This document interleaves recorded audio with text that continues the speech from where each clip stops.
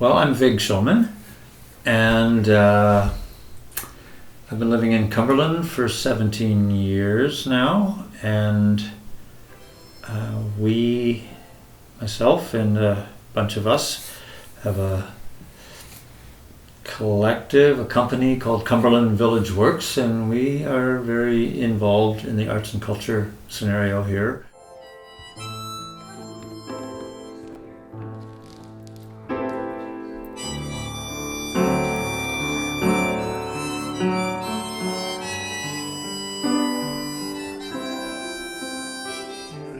My first foray into being a presenter was I was in Montreal visiting family.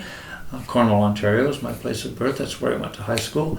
And I was at some kind of a function, and there was this band playing, and I thought, wow, that band would be great to play the high school prom. So sure enough, I hired the band. This is like, I'm in my teens at this point. So it's always been an inclination to sort of say, oh, this music looks great. It should be playing here. And so we brought a Montreal band into Cornwall, Ontario High School, and so I've always had that inclination. So that's what happened to me on Denman.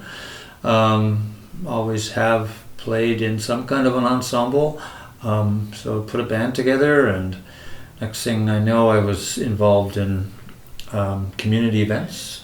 Got a grant. It was back in the days when there was they called LIP grants, where we could hire people that were on social assistance and unemployment insurance, and we renovated the Denman Hall and made it into a quote-unquote theater. So the hall that you see now was part of a grant that we accomplished back in that era in the 80s, and also we've been putting on shows there and did that for decades. Denman was kind of the place. And life changed, as it does. Relationships change, as they do. And I migrated from Denman to Australia, actually, with my friend at that time, and also got very involved in musical stuff over there, which is why, if you look at the roster of musicians that have come here over the years, here in Cumberland, I've had a real high inclination for Australian artists, and so that was kind of a cool little thing. But over there I was involved in the same kind of thing, doing woodworking on one hand, and presenting music and being involved in musical stuff in Australia. So I brought that with me to Cumberland. Kathy Stoiko had just bought a church, well, what used to be the Catholic Church in Cumberland, now called the Abbey. And she was pregnant with her daughter at that point. So, I don't know, Lily is 17, so that's as long as the Abbey has been in existence. And she asked me if I'd give her a hand, making that into a sort of a dance studio / venue. And I said, wow, a church? Yeah, I'm in.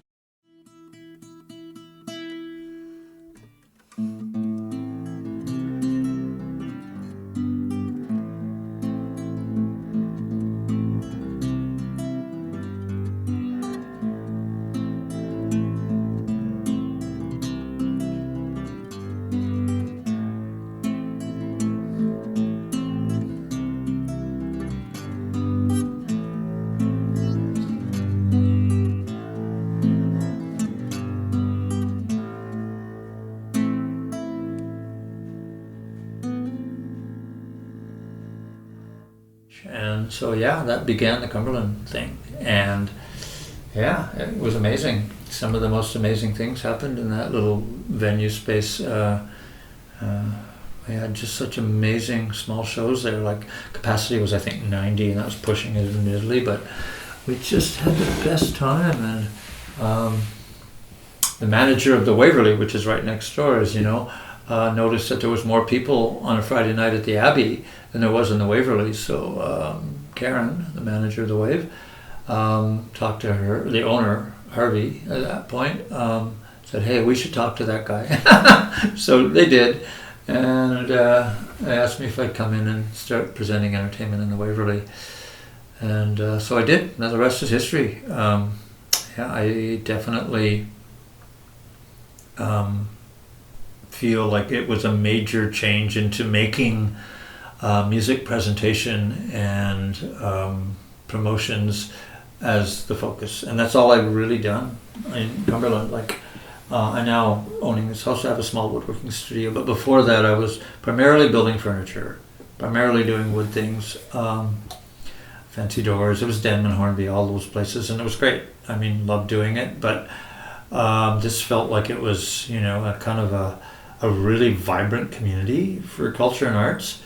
And in end of 2004, I put an offer in for Michael Fronte and Spearhead, which at that point was like the happening sort of West Coast band.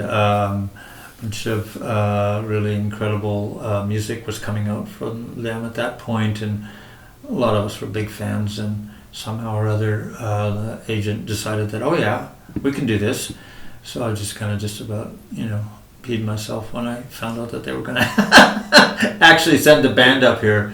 So I put together a one-day event and called it the Cumberland Village Works Festival, which is where the name for my company came. The first event was the one-day show with Michael Fronte and a whole bunch of other artists. And then we took a year off and came back in 2007 with the first, what I call the Big Time Out. Having come from Australia, I gleaned that name from what was a show over there that migrated through all the big cities. It was called the Big Day Up. So I basically kind of liked, so the Big Time Out became a thing, and we did that festival for years. And had just everybody from Broken Social Scene, Xavier Rudd, Sarah Harmer, I don't know, the list is long. Broken Social Scene, I was at Kanon. You know, we had a lot of amazing artists headlining the shows, and a lot of artists that, you know, we have since gone on to see go to bigger and better things like Mother, and, you know, it was really an era of Comox Valley and Cumberland specifically on the map for kind of new and edgy youth-based music. There'd always been Vancouver Island Music Fest and other things in the area, but this was really focused on a crowd that had very much migrated here, but wasn't really having sort of access to the arts and culture thing for music. So we had a bunch of amazing artists play, and the Waverley continued, and to this day, I mean, unfortunately, last couple of years, no, but up until the whole COVID thing, it's been the place up on this end of Vancouver Island to see, you know, ongoing, really good shows. And so it's been fun to be attached and involved with that ride for sure. Yeah, I guess it would have been 2012. The Big Time Out just needed to take a break. And I did, and I got involved with some of the other presenters, more on the electronic side of the musical spectrum, and we brought together another style of show and called it Atmosphere. And it was essentially the same idea in the Cumberland Village Park. Two stages. In this particular case, we also had a circus tent in one of its incarnations. We had the teepee, we had workshops.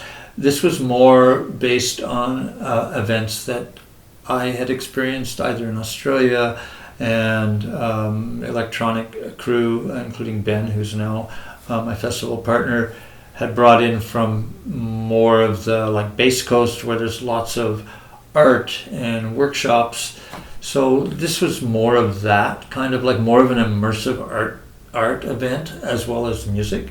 So Atmosphere had a run of a few years, and then it kind of became a thing where it sort of imploded. A lot of people cooking the same pot, so it sort of boiled down to just Ben and myself, and we brought it back again as Cumberland Wild. So it's kind of the same thing, but different versions, and Cumberland Wild is also morphing this year. We're doing more of a concert series and less of a completely everything happens at the park. Like, we're looking at something more sustainable after this whole COVID hiatus, because it's for anybody that's in arts and culture and presenting, it's a tricky ride, and you got to love it. You have to love it, because the actual what you get back from being involved with this incredible scene of amazing musicians and artists is not really the financial side. At times it is enough to sort of move you to the next project, but you yourself know it's based on a grant here, or, and that's what we're doing with Cumberland Wild. We're trying to make something that actually makes sense in this village, and aim it at the people that live here more so.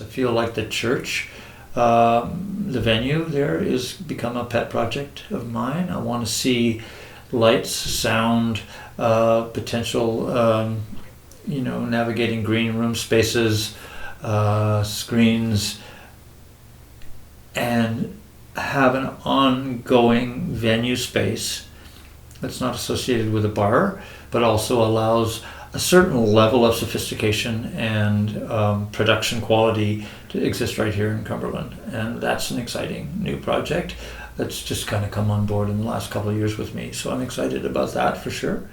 Realization that I'm not 35 anymore is a big thing. And I'm trying to extract the positive from what that means.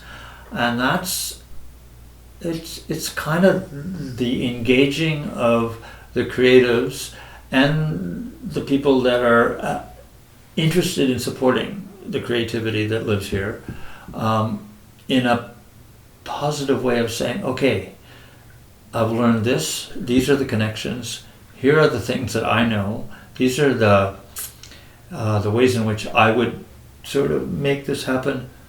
Here's a template. Are you interested? Is there part of this that you could take on?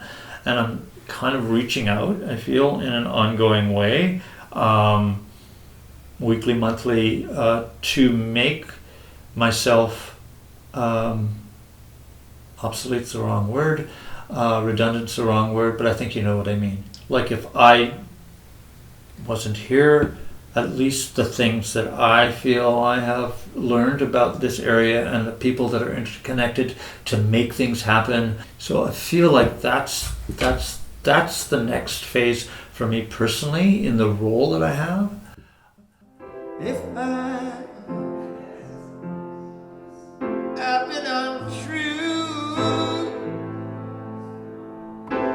I hope you know, never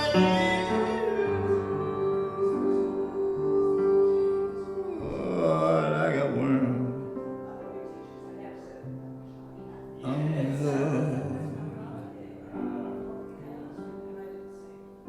Like an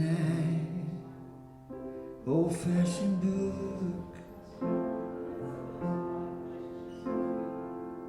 I've saved our minds.